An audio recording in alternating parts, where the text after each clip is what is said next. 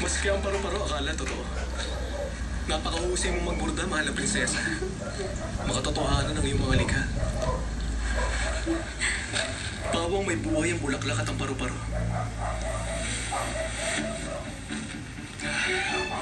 Nagkaroon ako ng inspirasyon para sa isang tulad.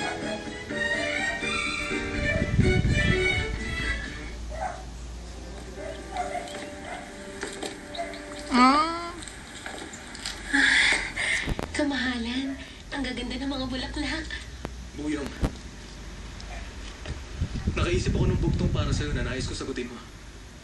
Sigurado ako na mahihirapan ka. Kapag nasagot mo sa loob ng 2 araw, bibigyan kita ng gantimpala. Maliwanag ba yun? Opo, kamahalan. Mabuhay man, ito'y mamamatay. At mamatay man, ito'y mabubuhay. Mabuhay man, ito'y mamamatay. Pamatay man, ito'y mabubuhay.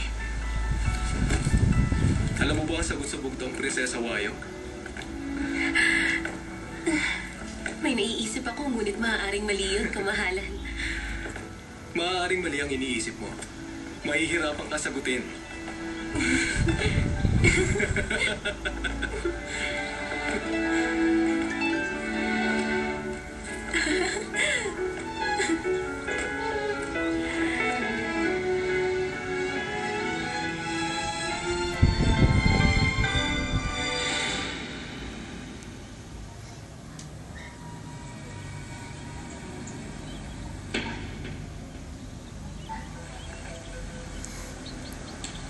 Makinig kayo mabuti. Pangalagaan niyo ang dangal ng prinsesa. Malutan niyo na seda ang kanyang katawan. Mula ulo hanggang paa. Opo, kamahalan. Mga tagapagbantay, makinig kayo sa akin. Isara niyo ang gusali ng Songjon kung saan kami nagpalipas ng gabi ng prinsesa. Harangan niyo at arangkahan.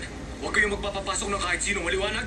Opo, kamahalan. Tiyakin ninyo na walang gagalaw sa mga gamit na nasa aming silid. Kahit pinggan o paso, hindi dapat mahawakan.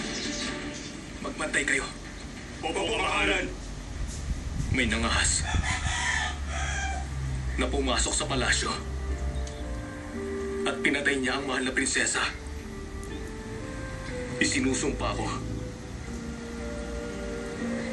Hahanapin ko ang taong pumaslang sa mahal na prinsesa at pagkatapos,